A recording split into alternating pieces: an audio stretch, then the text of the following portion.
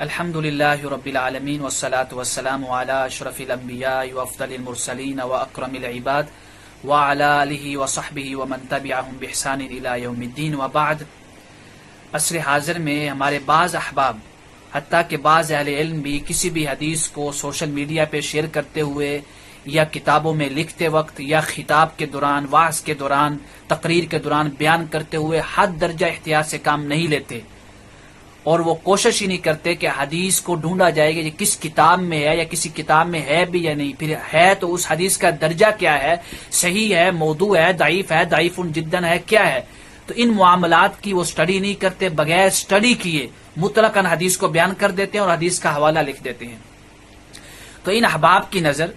میں سنن ابن ماجہ جو ہے ہماری کتب ستہ میں سے جو چھٹی کتاب ہے اس کا باب ہے، باب نمبر 3 ہے، باب التوقی فی الحدیث عن رسول اللہ صلی اللہ علیہ وسلم، کہ آقا کریم علیہ الصلوۃ والسلام سے حدیث بیان کرتے ہوئے حد درجہ احتیاط کرنے کے باب میں۔ اس میں امام ابن ماجہ جو ہیں مختلف آثار لائے ہیں جس میں مختلف صحابہ کرام رضوان اللہ تعالی علیہم اجمعین کا عمل ہے کہ وہ حدیث بیان کرتے ہوئے کس درجہ احتیاط سے کام لیتے تھے۔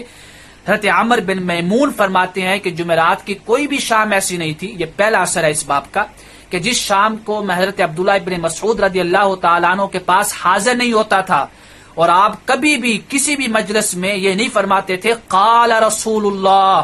یعنی جمعرات کی کسی بھی شام آپ نے یہ نہیں فرمایا کہ اللہ کے رسول نے فرمایا۔ ایک شام کو کیا ہوا کہ آپ نے فرمایا قال رسول اللہ، تو آپ نے اپنا سر جھکا لیا خوف کے مارے، پھر میں نے ان کی طرف دیکھا تو آپ کھڑے ہوئے تھے اور قمیض کے بٹن کھول دیے، آپ کی آنکھیں بر آئیں، رگیں پھول چکی تھیں، اور یہ فرما رہے تھے او دون ذالک او فوق ذالک او قریبا من ذالک او شبیہا من ذالک، کہ ہو سکتا ہے اس سے زیادہ فرمایا ہو، اس کے قریب فرمایا ہو، اس سے کم فرمایا ہو، اس کے تشابہ فرمایا ہو،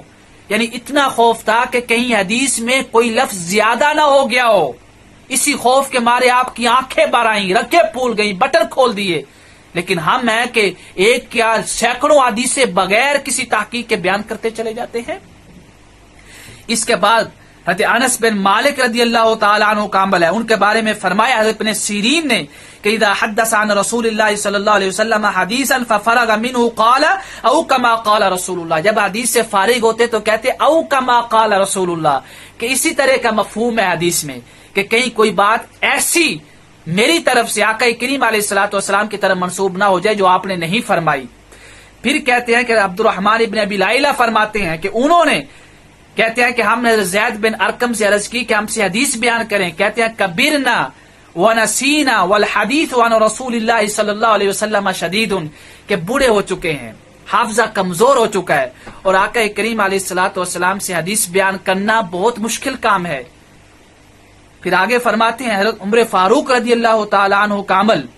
کہ حضرت قرظہ بن کعب رضی اللہ تعالیٰ عنہ فرماتے ہیں کہ ہمارے ایک وفد کو ہمیں عمر فاروق نے کوفہ کی طرف بھیجا اور مقام سرار تک ہمارے ساتھ چل کر آئے، تو آپ نے پوچھا کیا جانتے ہو کہ میں تمہارے ساتھ کیوں چل کر آیا؟ ہم نے عرض کی کہ ہو سکتا ہے حق کے صحبت کے لیے، کہ جو ہمارا حق ہے آقا کریم علیہ الصلوۃ والسلام کے ساتھ صحبت کا، جو حق کے انصار ہے اس کے لیے چل کر آئے۔ آپ نے فرمایا کہ میں اس لیے تمہارے ساتھ چل کر آیا کہ میں ایک نصیحت کرنا چاہتا ہوں، تاکہ وہ نصیحت تمہیں یاد رہے کہ تم ایسی قوم کی طرف جا رہے ہو کہ جس کے سینوں میں قرآن کی محبت کا جوش ہے، قرآن کی محبت بہت زیادہ ہے، وہ جب تم کو دیکھیں گے تو کہیں گے کہ یہ صحاب رسول ہیں، یہ میرے آقا کریم علیہ الصلوۃ والسلام کے صحابہ ہیں، تو ان سے حدیث کم بیان کرنا، کیونکہ جب تم لوگ حدیث میں کثرت کرو گے تو ان کی احتیاط جو ہے روایت حدیث کی وہ ختم ہو جائے گی۔ تو لہٰذا یہ مختلف آثار ہیں جس میں 7 آثار لائے ہیں اس باب میں، اور یہ ان لوگوں کے لیے نصیحت ہے کہ صحابہ کرام اس درجہ تک حدیث کو بیان کرتے ہوئے احتیاط کرتے تھے اور خوف کے مارے حدیث کو بیان ہی نہیں کرتے تھے۔ ان آثار کا مفہوم یہ ہے کہ حدیث رسول صلی اللہ علیہ وسلم کو بیان کرتے ہوئے، لکھتے ہوئے، سوشل میڈیا پہ نشر یا شیئر کرتے ہوئے حد درجہ احتیاط سے کام لینا چاہیے، اور 3 باتوں کو دیکھنا چاہیے۔ نمبر 1 کہ وہ حدیث کا متن کیا ہے، نمبر 2 حدیث کس کتاب سے ہے، نمبر 3 جو اہم بات ہے اس حدیث کا حکم دیکھیں کہ کیا حدیث لکھنے والے نے، نشر کرنے والے نے، شیئر کرنے والے نے حدیث کا حکم بھی بیان کیا ہے یا نہیں، پھر جو حکم بیان کیا ہے صحت کا، صحیح ضعیف موضوع کا، کس امام سے کیا ہے۔